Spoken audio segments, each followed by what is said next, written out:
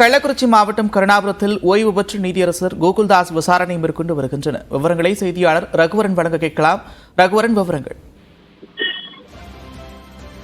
தமிழக அரசு விவகாரம் தொடர்பாக அமைக்கப்பட்ட ஓய்வு பெற்ற நீதியரசர் கோகுல்தாஸ் தலைமையிலான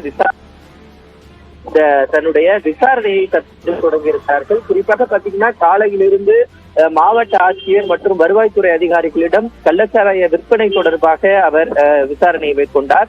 அதன் பிறகு மருத்துவக் கல்லூரி இயக்குனர் அவர்களிடமும் இந்த கள்ளக்குறிச்சி மருத்துவக் கல்லூரி முதல்வர் மற்றும் சிகிச்சை பெற்றோர்களுடைய விவரங்கள் குறிப்பாக அது தொடர்பாகவும் விசாரணை மேற்கொண்டிருந்தார்.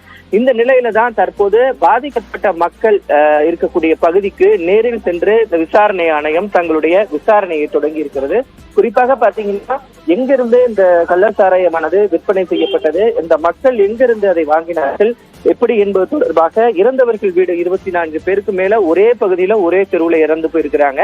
அந்த அவர்களினுடைய ஒவ்வொரு வீட்டிற்கும் தற்போது நீதியரசர் நேரில் சென்று இந்த விசாரணையை தொடங்கி இருக்கிறார்.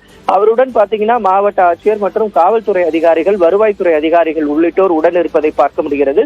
குறிப்பாக இவர்களுக்கு எது போன்ற பாதிப்பு முன்பதாக ஏற்பட்டது, எவ்வளவு ஆண்டுகளாக இங்கே இந்த கள்ளச்சாராயமானது விற்பனை செய்யப்பட்டு வருகிறது, யார் யார் இதெல்லாம் தொடர்பு இருக்கிறார்கள் என்பதெல்லாம் தெரியுமா, எது போன்ற தேவைகள் தற்போது இருக்கிறது என்ற பலவிதமான விசாரணையை நீதியரசர் தற்போது தன்னுடைய விசாரணையில் எடுத்திருக்கிறார்.